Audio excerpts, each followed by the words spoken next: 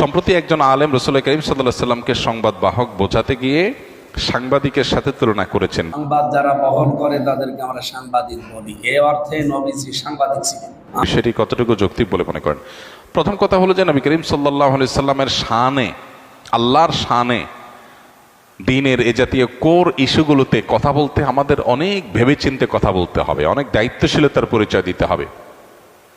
আমি যদি মনে হয় যে অতিরিক্ত কথা বলার কারণে, অতিরিক্ত চাপ নেওয়ার কারণে আমার দ্বারায় ভুল হওয়ার সম্ভাবনা অনেক বেশি, তাহলে সেই চাপ কমাতে হবে, কারণ বিষয়টা অনেক স্পর্শকাতর। নবী করিম সাল্লাল্লাহু আলাইহি সাল্লামকে সাংবাদিক এটা কোনোভাবে বলা যায় না। তিনি সংবাদ ওহির বাহক ছিলেন, ওহির বার্তা পৌঁছে দিয়েছেন আমাদের কাছে। তিনি রাসূলুন আমিন, তিনি নবী আল উম্মি। তাকে আল্লাহ তাআলা যে সমস্ত উপাধিতে ভূষিত করেছেন, আমরা সেই উপাধিগুলো তাকে দেব।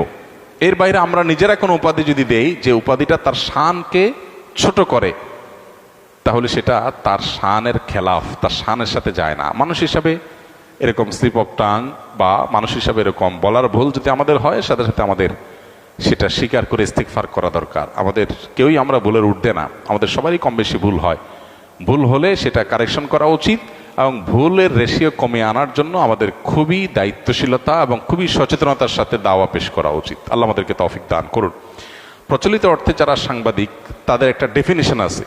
নবী সাল্লাল্লাহু আলাইহি সাল্লামকে এই শব্দ দ্বারা যদি ভূষিত করা হয়, তাহলে নবী করিম সাল্লাল্লাহু আলাইহি সাল্লামকে এই ছাঁচে ফেলা হয় এবং একজন সাংবাদিকের মতো করে তাকে মানুষ কল্পনা করবে, ভাববে, যেটা তার শানের খেলাফ, যেটা তার শানে যায় না।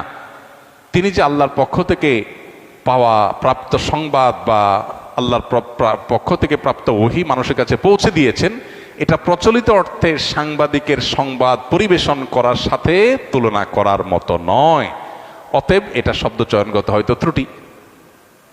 তো এই ত্রুটিগুলো আমাদের যেন না হয় বা কমে আসে, সেজন্য সতর্ক থাকা এবং পাশাপাশি ত্রুটি হলে সাথে সাথে সেটা সংশোধন করা দরকার।